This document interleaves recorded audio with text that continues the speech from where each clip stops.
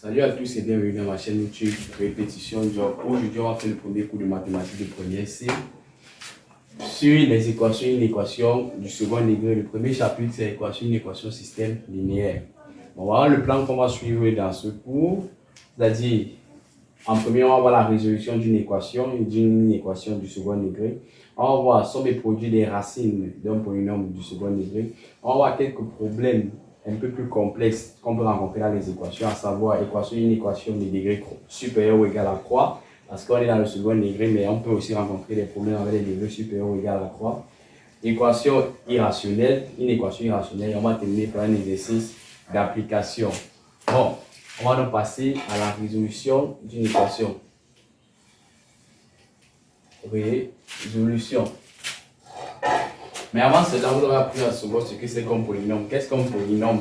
Maintenant, un polynôme du second degré. Un polynôme du second degré est un polynôme qui s'écrit sur la forme P de x égale à ax carré plus bx plus c, où a appartient à r étoile.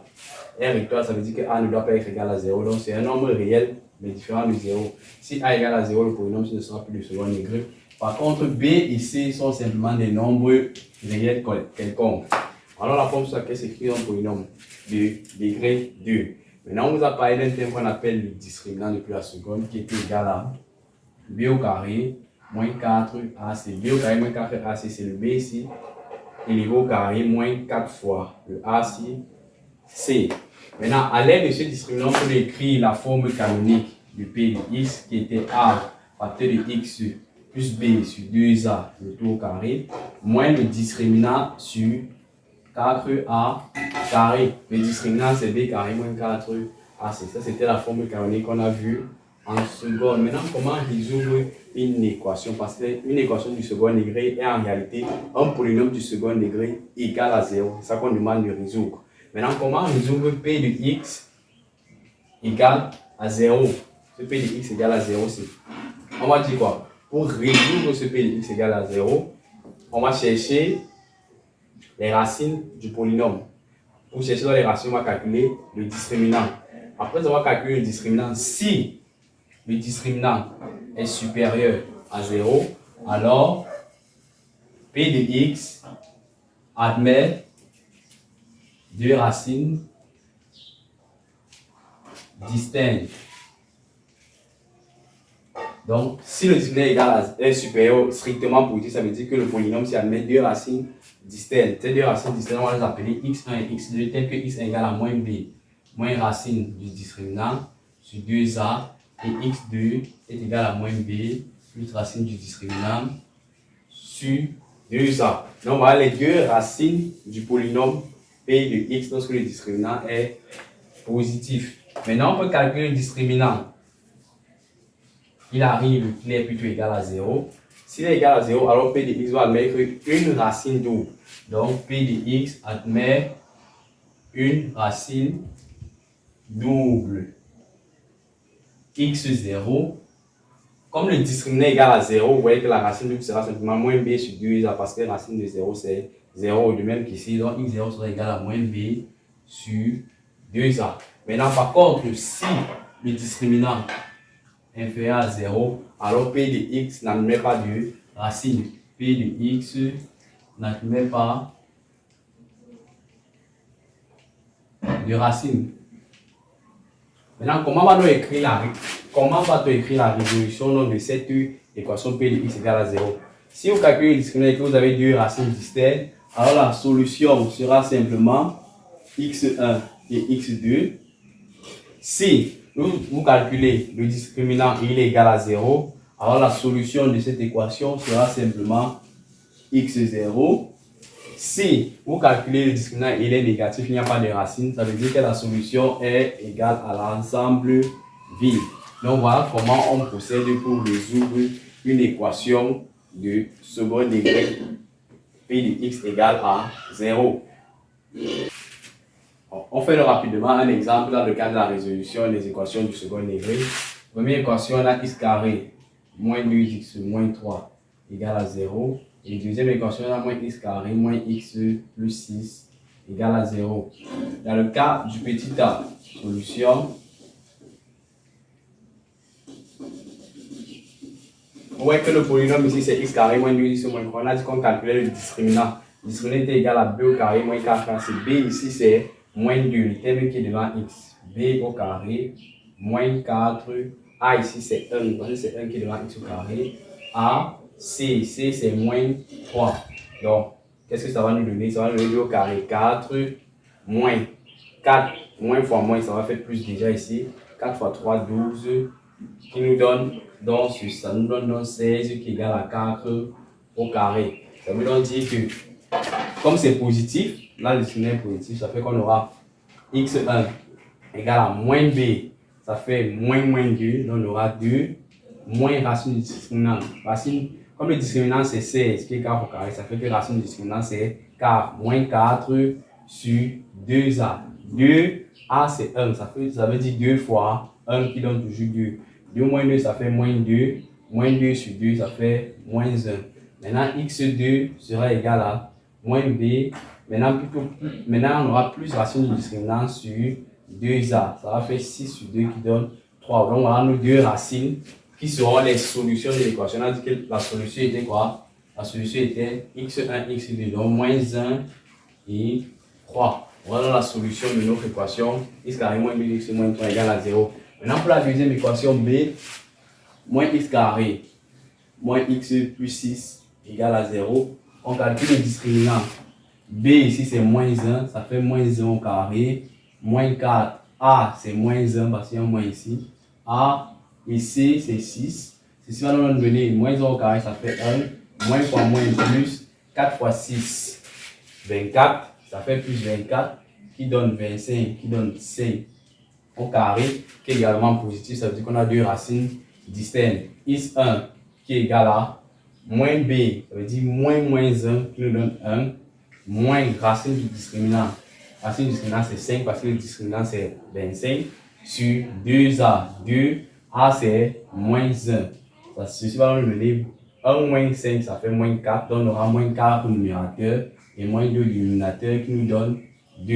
Et x2 sera moins b plus racine du discriminant sur 2a. Ça va faire 6 sur moins 2 qui nous donne moins 3. Donc la solution ici sera moins 3, 2.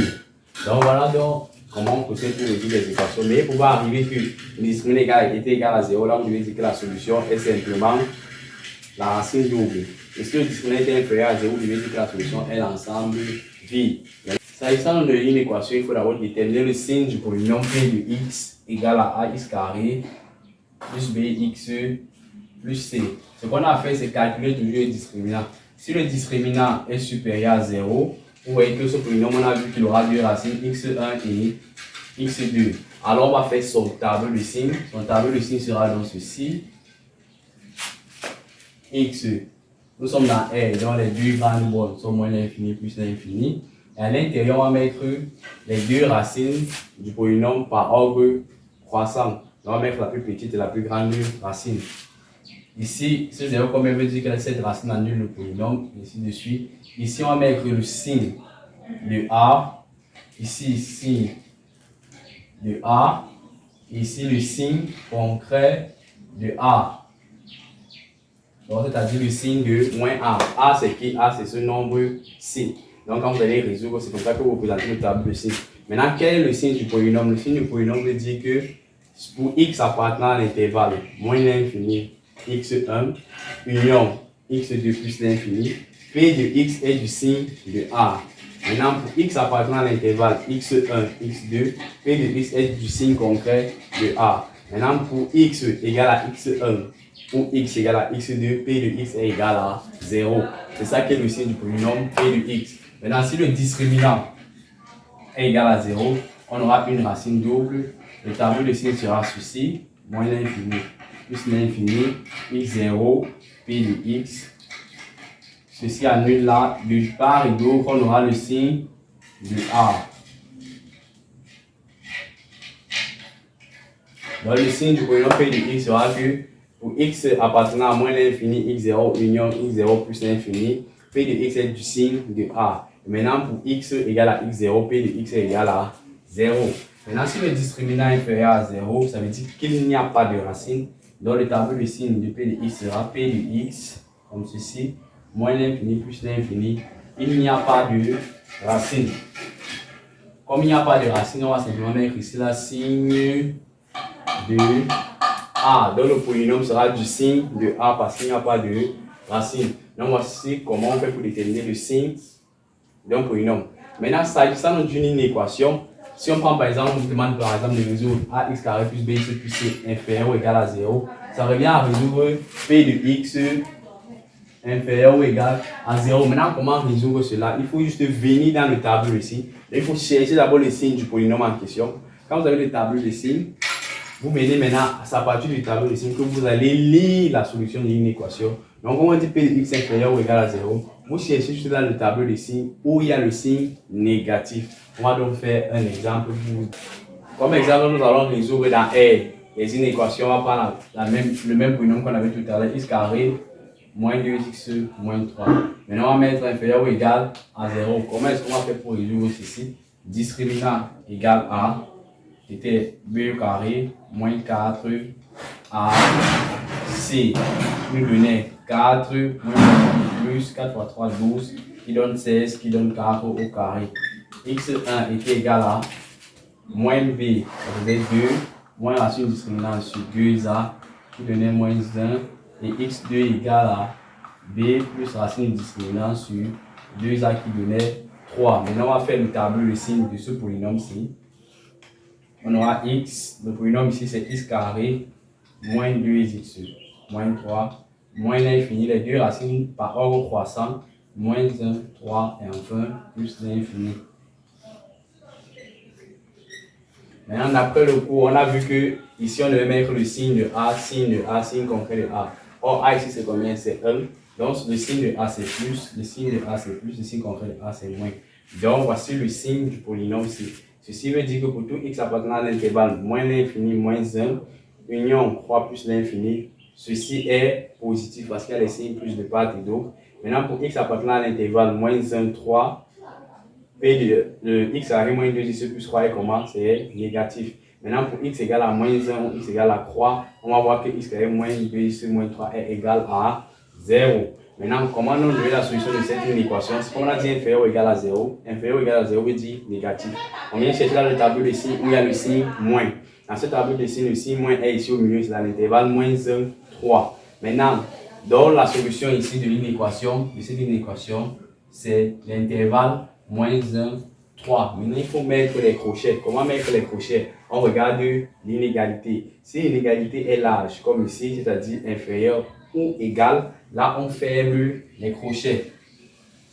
Et si l'inégalité était stricte, donc strictement inférieure à 0, on devait ouvrir les crochets. Donc, ça, c'est ce qui est pour la résolution d'une inéquation dans R. Il s'agit de la somme et du produit des racines du polynôme du second degré. Bon, si on prend par exemple une équation x carré plus b, x plus c égale à 0, comme tout à l'heure, et on suppose, ici dans ce cas-ci, comme il y a de somme et produit, on additionne deux termes et on multiplie aussi au moins deux termes. Ça veut dire que nous sommes dans le cas où le discriminant est comment? Est positif. Ok, si on a donc deux racines, on admet que ce polynôme-ci admet deux racines x1 et x2. Si on dit maintenant soit P, soit S d'abord,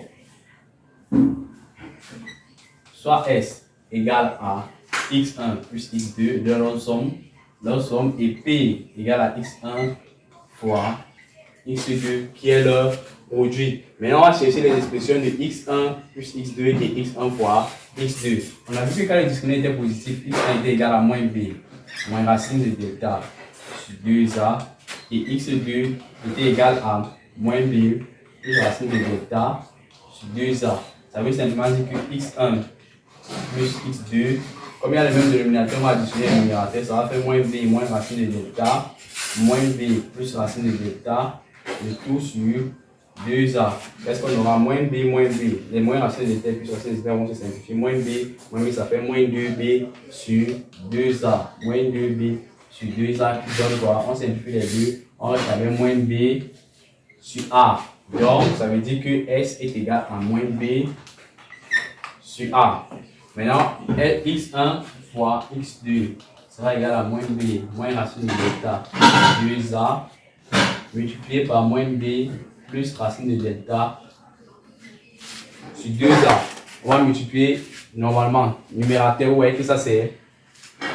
Si on prend tout ce terme comme a pour une identité remarquable, a moins b facteur de a plus b. Donc ça fait a carré moins b carré. Si vous voulez, vous pouvez développer vous-même. Là, on veut raccourcir le chemin.